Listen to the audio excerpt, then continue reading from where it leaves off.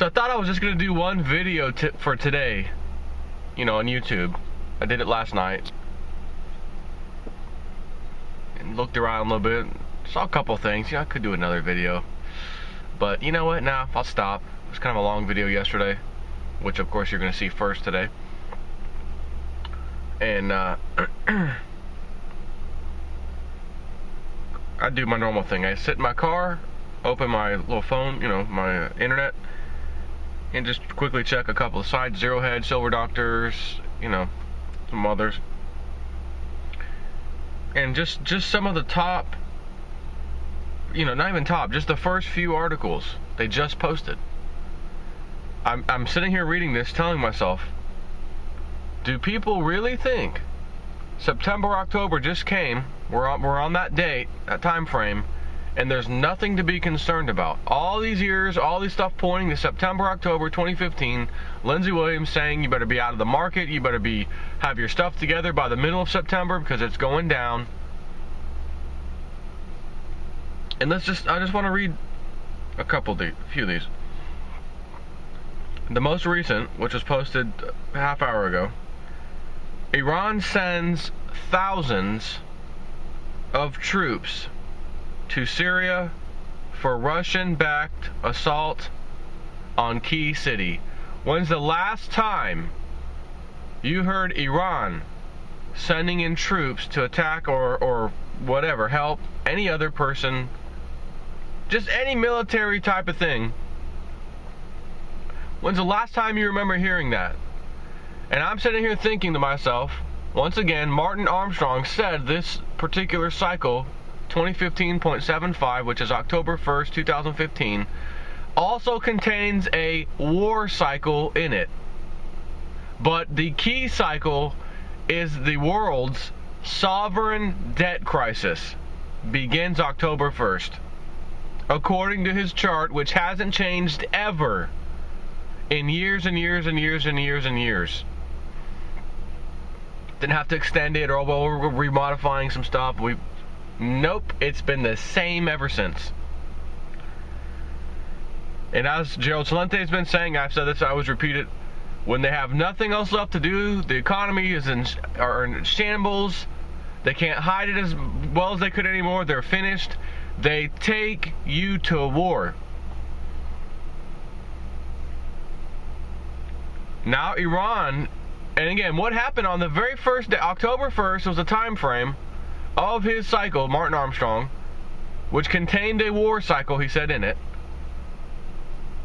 And that's the day Russia cleans house. And I'll ask that same question. When's the last time you heard Russia really going in somewhere and cleaning house? Even in the Ukraine, right? They got Crimea and all this stuff, but you're not really hearing about some kind of big war. It's just like a kind of a standoff now. Nothing's really happening over there. But Syria is where the action is, big time. And now you got Iran, the same Iran that Israel can't stand, now stepping in and helping, which in my opinion is gonna infuriate Israel, which may lead to a bigger war by Israel, maybe. Next one, futures continue slide on latest Chinese economic disappointment. Gold hammered. I haven't seen the price of gold today, so I don't know what it's at just yet. I want to finish reading this. Next article. It begins.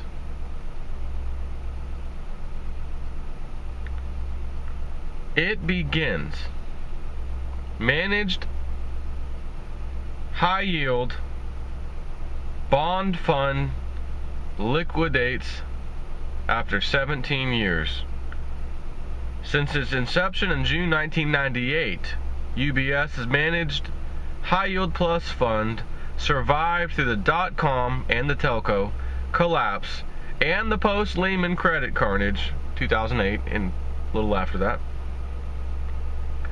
But, based on the press release today, has been felled by the current credit cycle's crash, After 3 years of trading at an increasingly large discount to NAV, and plunging to its worst levels since the peak of the financial crisis, the board of the fund has approved a proposal to liquidate the fund.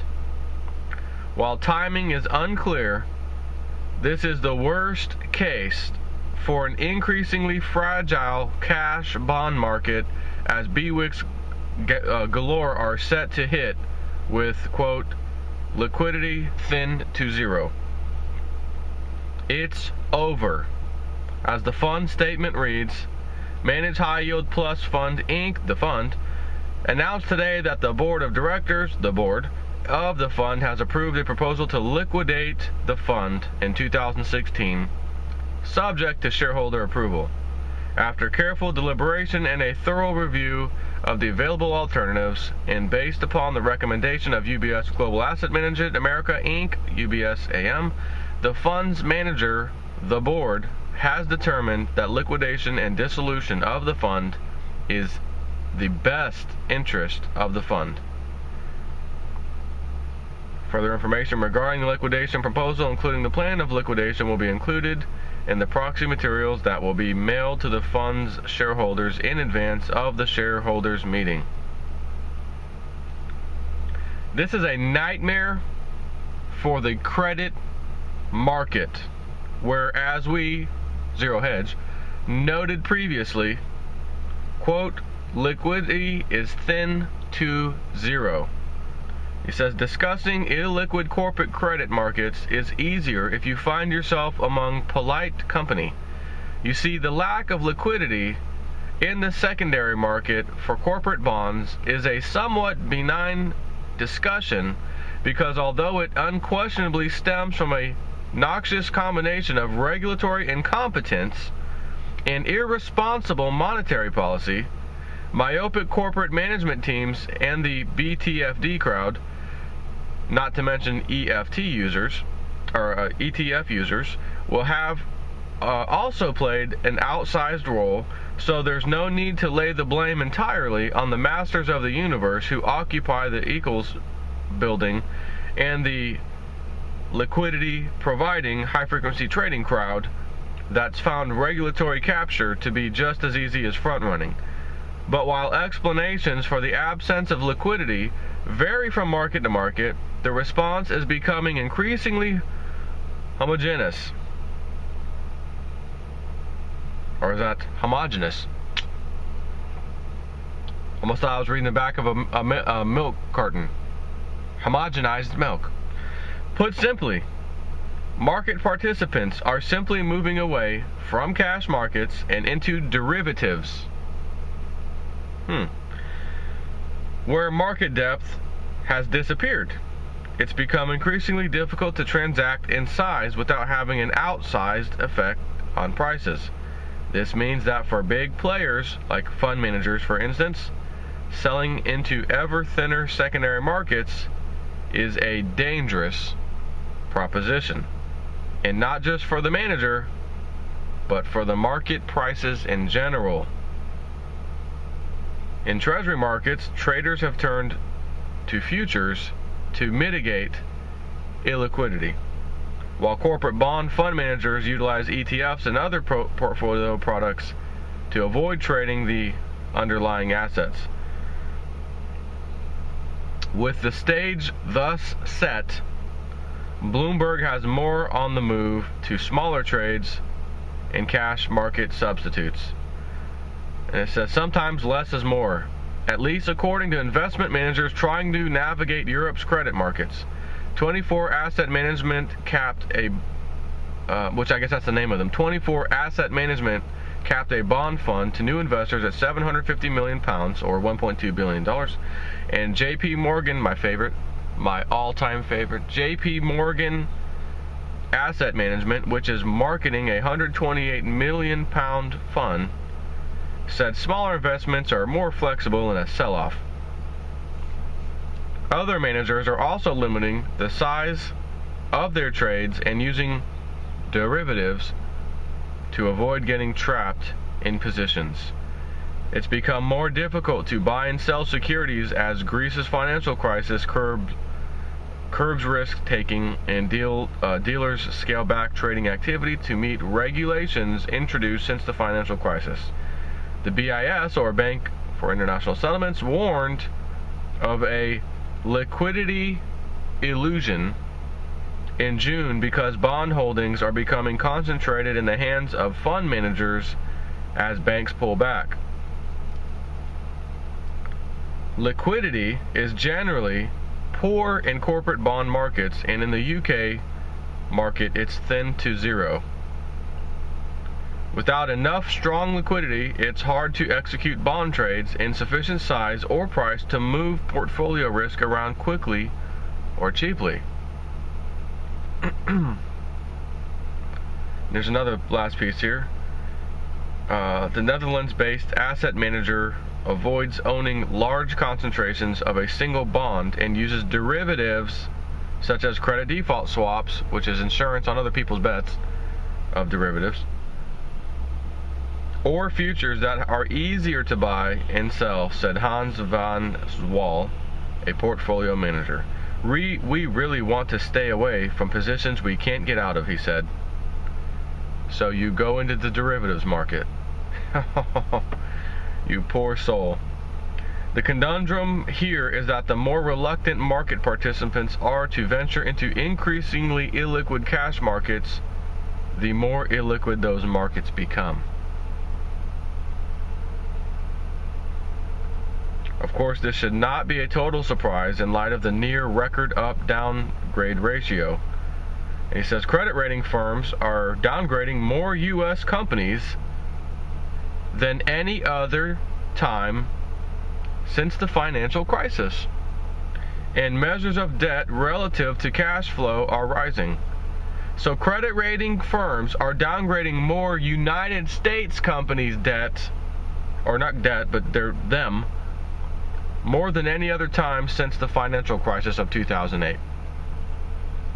How can you have credit rating agencies downgrading more U.S. companies than any other time since the credit crisis when we're supposed to be well into a mild recovery? And things are turning around and things are supposed to be better. The numbers are supposed to be better. We were only at 5 point something unemployment according to the official numbers, with 90 something million people out of work, out of a population of 300 something million. A little less than a third. That's incredible. Standard & Poor's rating services downgraded U.S. companies 297 times in the first 9 months of the year, the most downgrades since 2009, compared with just only 172 upgrades. Deteriorating fundamentals. U.S. companies have increased borrowing to levels exceeding those just before the previous financial crisis, as firms pursue big acquisitions and seek to boost stock prices by buying shares back. According to one metric, the ratio of debt to earnings before interest, taxes, depreciation, and amortization for companies that carry investment-grade ratings, meaning BBB minus or above, was 2.29 times in the second quarter. That's higher than the 1.91 times in June 2007, just before that crisis hit, according to figures from Morgan Stanley. And as Zero Hedge noted earlier, the credit cycle has well and truly rolled over. So that was this top chart is showing you right when 2007, 2008 is about to begin. You can see what happens. This is the credit cycle, and here we are today. So let's have both of them in there. High yield credit. You see where they are. What happened next? 2007, 2008, 2015.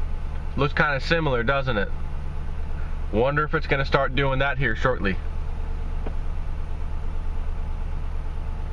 And no less a market veteran than Art Cashin is concerned What are the signals you are looking for to stay on top of such a market?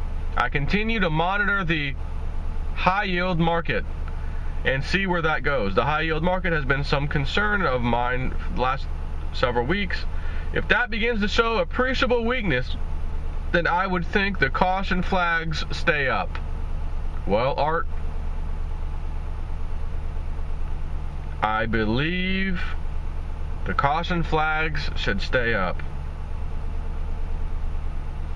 So, once again, get your popcorn ready. The show previews, I think, are over.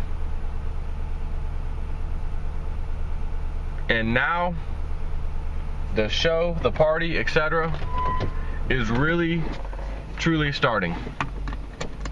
And keeping in mind the analogy of a movie starting, we're past the previews, movie is starting, and again, it's just only starting. It's only starting right now. You don't even know how it's going to go as far as the movie, right? What's going to happen? It's new, it's brand new in theaters, coming to a theater near you. It's here today. I'm watching it. But you got the whole entire movie to go. And when it comes to the great reset, the great collapse, and the other thing, I don't know if I just mentioned that in there. I may have skipped over that part. I need to open it up. I already read it. Same recent headline, Zero Hedge, just happened. China downgrades or devalues currency again. China devalues currency again. I meant to read that with the rest of this, and I must have, did I skip over it or what? Because I know I saw it.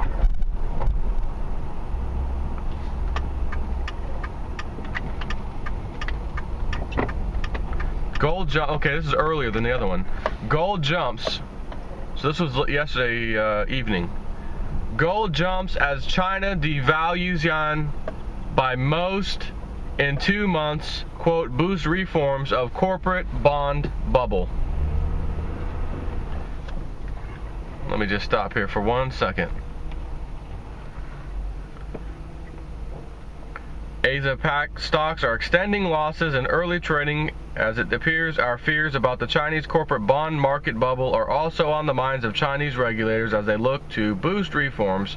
After the People's Bank of China has fixed the yuan stronger for 8 straight days, the onshore and offshore yuan has weakened appreciably in the last 24 hours, and the People's Bank of China have devalued the yuan by 177 pips, the biggest in 2 months, as People Bank of China researchers push to, quote, speed up yuan internationalization and implicitly inclusion in the SDR, or Special Drawing Rights basket of currencies, which is run by the IMF, which, as you'll see the video from last night, will tie directly into what I just said.